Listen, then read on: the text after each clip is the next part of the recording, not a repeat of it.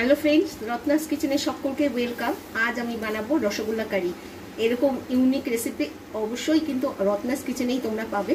তো চলো দেখে নিই আমি কি কি নিয়েছি। ইনগ্রিডিয়েন্টস নিয়েছি এখানে আমার হোমমেড রসগোল্লা, এটার মধ্যে একটু কালার দিয়েছি। আর নিয়েছি টক দই, নিয়েছি পোস্ত আর আমন্ডস আর কাঁচা লঙ্কা আদা রসুন পেস্ট একসঙ্গে।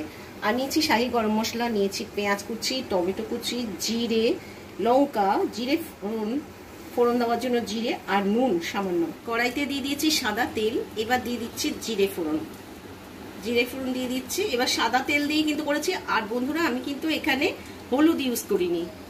জিরেটা মোটামুটি ফোড়ন হয়ে গেছে। এবার দিয়ে দিচ্ছি আমি পেঁয়াজ কুচি দিয়ে দিচ্ছি। পেঁয়াজটা একটু ফ্রাই হয়ে গেলে তারপরে অন্যান্য মশলাগুলো ইউজ করব। এবার দিয়ে দিচ্ছি আন্দাজ মতো নুন, দিয়ে দিচ্ছি টমেটো কুচি, একসঙ্গে কিন্তু এটা ফ্রাই হয়ে যাবে।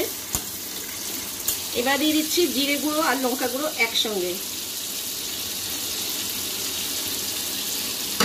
একটু মশলাটা নাড়াচাড়া করে নিচ্ছি। আর টমেটোর যে মানে ভিজা ভিজা টমেটো একটা ভাব রয়েছে, তাতেই কিন্তু জিরেটা একদম কষানো হয়ে যাবে।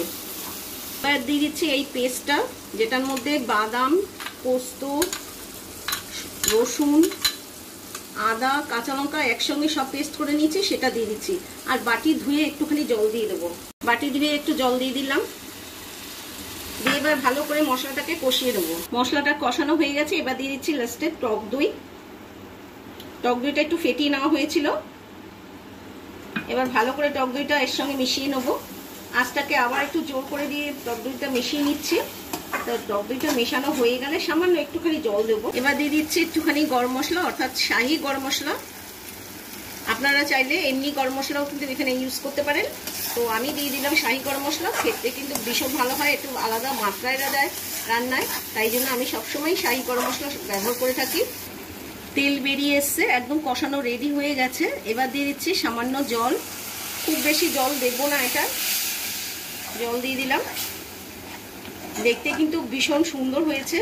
আর এরকম ধরনের রেসিপি ঝটপট হয়ে যায়। এবার দিয়ে দিচ্ছি একটুখানি ছোট ছোট করে লঙ্কা কেটে নিয়েছিলাম, সেটা দিয়ে দিলাম। অল্প একটুখানি ঘি দিয়ে দিলাম।